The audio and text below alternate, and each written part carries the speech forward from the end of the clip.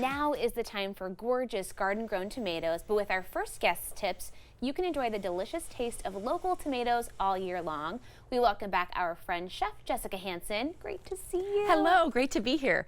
Holy tomatoes is what I said when you walked in. Yes, this is the time. We are very, very full of tomatoes and of every variety and every size, and it's a really important thing because nobody really times it right, where you have all the tomatoes you need right when you need to eat them. They all come on at once typically. Okay. And so knowing different ways to drag out the season or drag out the enjoyment of them by being able to put them up is a really great thing, because there's nothing like the taste of a fresh garden-grown tomato. So good. Yeah, so the longer we can preserve that into the winter, the better. You have tons of different ideas for us. So where do we jump in? Where do we start? Well, one of the things that's the most shelf stable, of course, is canning. So canning is not for everybody, though. So sometimes when I bring up preserving or canning, people get a little bit intimidated by that thought and think it's outside of their control or abilities, and that's not the case. However, there are a lot of ways to preserve tomatoes without it. Okay. But I did come up with 3 different things that are just a tasty way of enjoying it, and that is all in jars that we do can at the kitchen. And so that is tomato jam, which is just a lovely, sweet way of enjoying it. And have you ever eaten much tomato jam? I don't know that I have. Okay, it sounds delightful. Right, concentrated flavors of tomato cooked down with onions and other savory things, and then quite a bit of sugar. So it gives you that condiment flavor that goes beautifully with cheese, but also makes a beautiful BLT. Cool. So I'll have you try a little bit of that. Okay. Basic tomato sauce. So this we kind of do a little bit thicker, like a pizza sauce.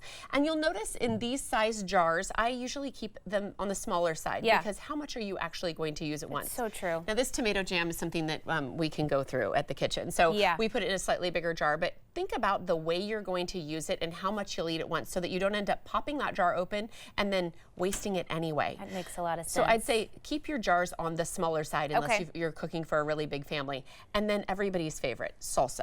I'm going to go ahead and just let you know that this is here with tortilla chips. So if you need to stop listening to what I'm saying. I'm going to dive in quickly and take a little bite. And one of the things about preserving tomatoes in a can is that you have to worry about the acidity level. Tomatoes in general are kind of a medium acid fruit, if you will. And so you need to bump up the acidity when you're canning, typically with vinegar. I also think there are cheating techniques. If you don't feel confident on your own making things safely, there are recipes and packets that allow you to just say, I need this many tomatoes in 1 pouch of this. And although we do make everything from scratch at the kitchen, if there's a way to make people more confident, like do that. Totally. And it's these types of preserves that I would make with all of our big slicing tomatoes. So all of these moist tomatoes. And those are usually, these are all heirloom varieties, both of cherry tomatoes. And in fact, just because these are so pretty, you probably need to eat some. Okay.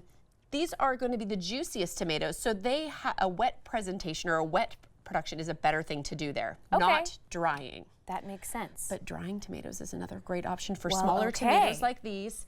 Or you take Roma tomatoes or a San Marzano and dry them. So to give you an idea of what that starts like, I just literally slice them and lay them out on a sheet pan.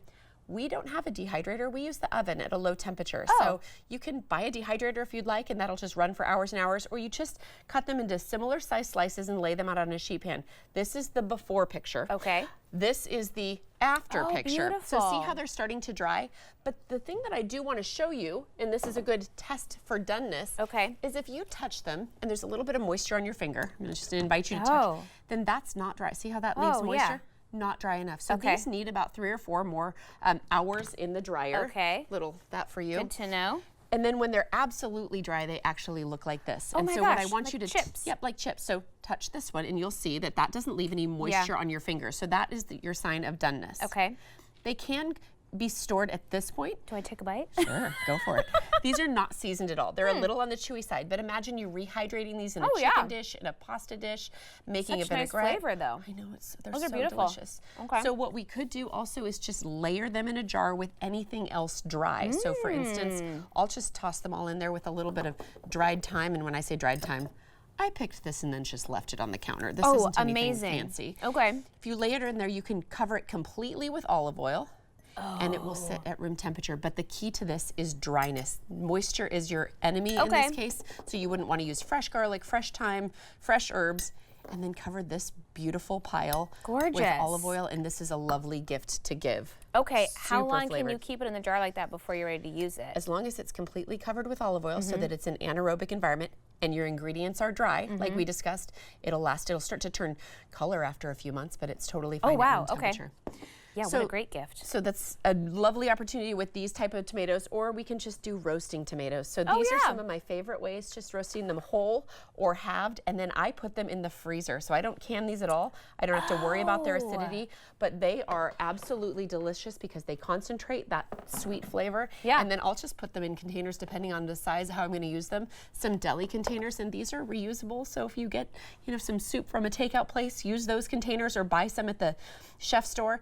And you can save this flavor in fresh formats like this all winter long, just in a little bit, taking up a little bit of space in your freezer. I wouldn't think about that, roasting them and then preserving them in that state, and then you're ready for whatever amazing dish in the winter months. That would be so lovely. And I have to tell you, this heated up with a little bit of butter and a splash of vinegar is like maybe the most amazing sauce for chicken, steak, halibut, anything. So there's so many different ways, but just for fun, I think it's important that you try a little bit of the tomato jam. Please. This is with some of our fresh goat cheese. You're welcome to try it like that.